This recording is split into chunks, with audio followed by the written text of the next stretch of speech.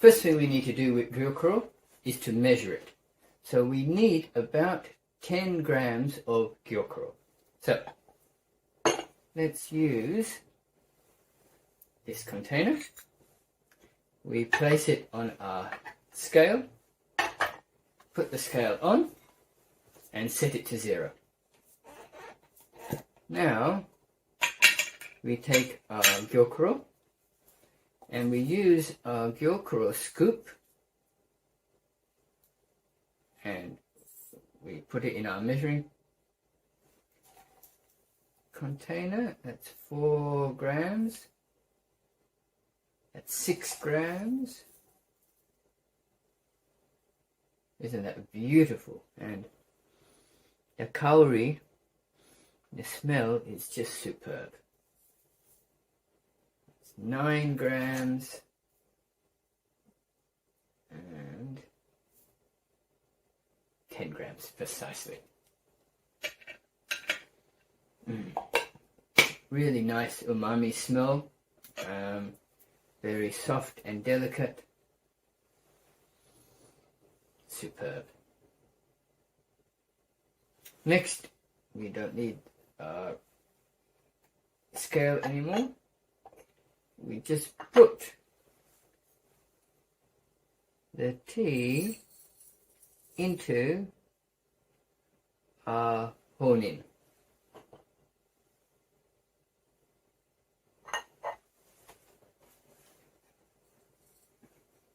Like so. And just spread it out. The interesting thing about a Hohin is it's quite deep. There is another style of kisu used for Gyokuro, shibori bashi. So shibori bashi is maybe this size, this depth, but much wider. And so the tea leaves spread this way. Whereas with Hohin, the tea leaves spread upwards. So let's now put our scales away and let's add some water. I have measured the water to 100 milliliters. I'm going to put a little less water in because I'm going to use some of this water just to heat up the 2 cups that I have here. So first let me put a little bit of water in here and a little bit of water in here. And this just warms the cup up. And then the remaining I'm going to put in to my Hohin. And that's it.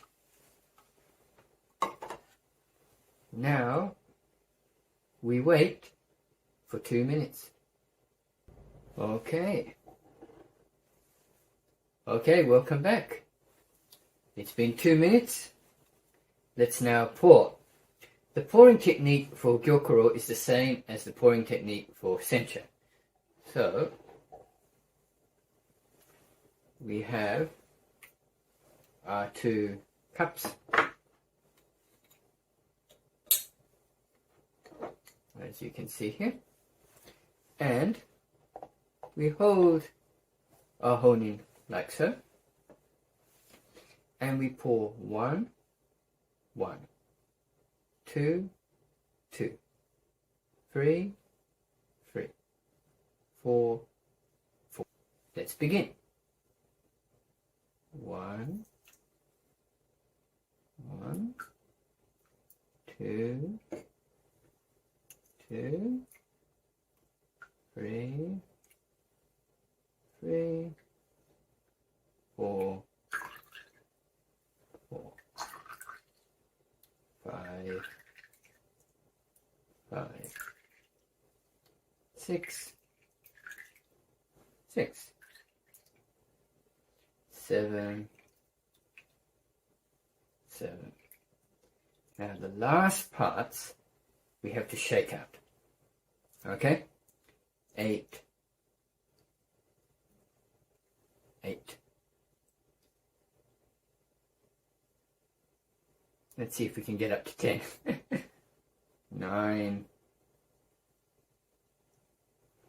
9, 10, 10. Often these last drops are actually the most fragrant and the tastiest. So it's really important to get every last drop in. And there you have it. Now let's have a look at the tea that remains.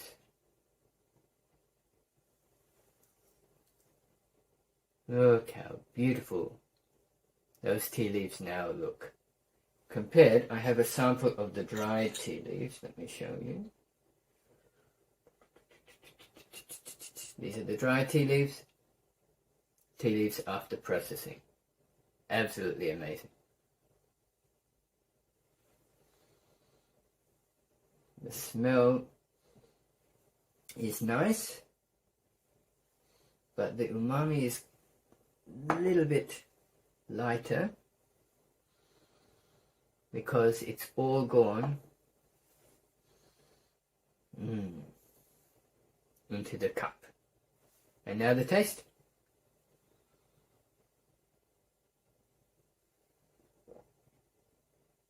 Wow. Gyokuro is just amazing. The astringency is so low. The bitterness is so non-existent. All I get is the sweetness of the tea. The balance, which is amazing with the umami. You don't really need sweets even. The balance of umami and complexity is just astounding.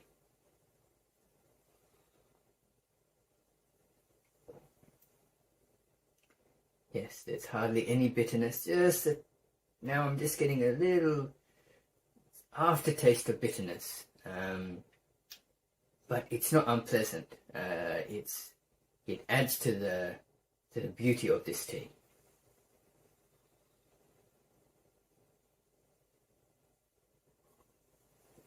And just to show you the color, I'll use this cup, this measuring cup. So you can see the color of the Gyokuro. Enjoy.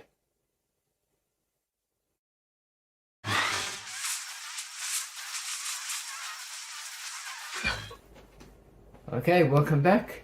Now let's make some matcha. First, let's heat up the chawan just a little bit. So we just put some hot water into the chawan. When making matcha, we usually heat the water to 80 degrees, whereas with the Gyokuro, it was between 50 and 60 degrees. And we just give the chawan a little bit of a whisk. Now the chawan gets nice and warm. And then we take the chasen out of the chawan like so. And let's pour this in like that. We are now ready for the tea, but let's first clean it. So, because this is powdered tea, it's always best to have a clean bowl.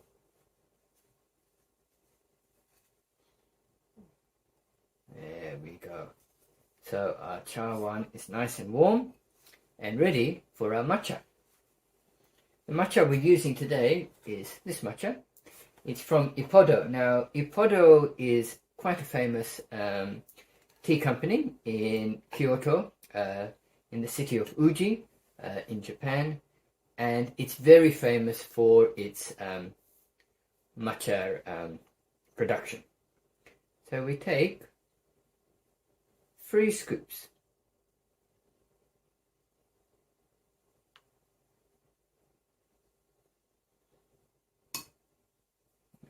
Go.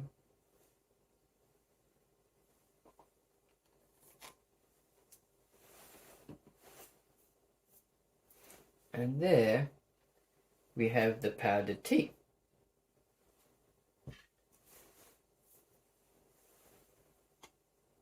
the next thing we need to do is to add the water.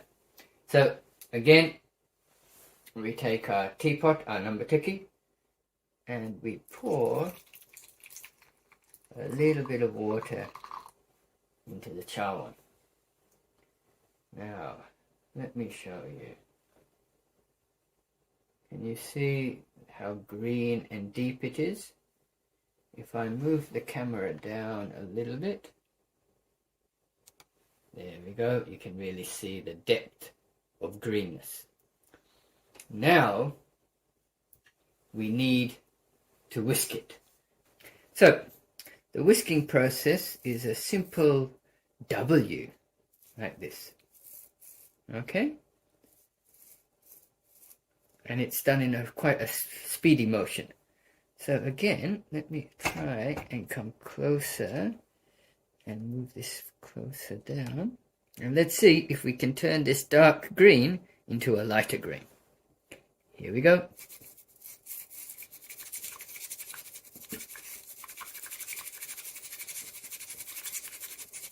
So the idea is to whisk and whisk and whisk in a W, or in Japan a no pattern. So really whisk quite hard.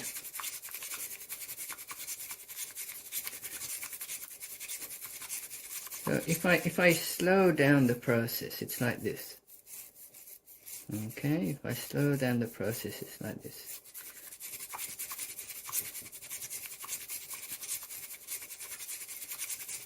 So we whisk for about 20 seconds until we get a nice, beautiful green style. And then let's make a little bit of a bubble. And then let's withdraw our chasen. And there we have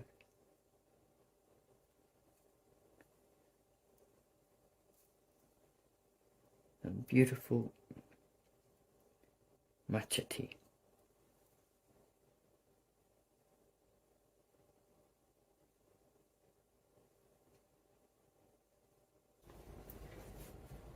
Okay, so when you're actually drinking Japanese tea, this chawan is held in the right hand and the left hand. So the left hand is on the base, on the bottom part of the chawan like this, and the right hand is on the lip side, if you like, of the chawan. So positioning is like this. Some people position it like this, both is fine. And then when you're actually drinking, you drink like so.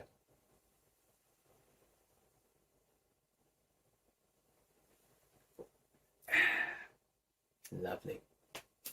The umami taste, the bitterness, and yet that softness is clearly evident in a good matcha. Now, matcha is usually eaten with some sweets. I don't have any sweets today, but usually we eat sweets and drink the tea just so the palate is already sweet. So we eat the sweets first, palate gets sweeter, and then when we mix in the tea into our palate, it gives that wonderful balance. However, matcha can be drunk without sweets.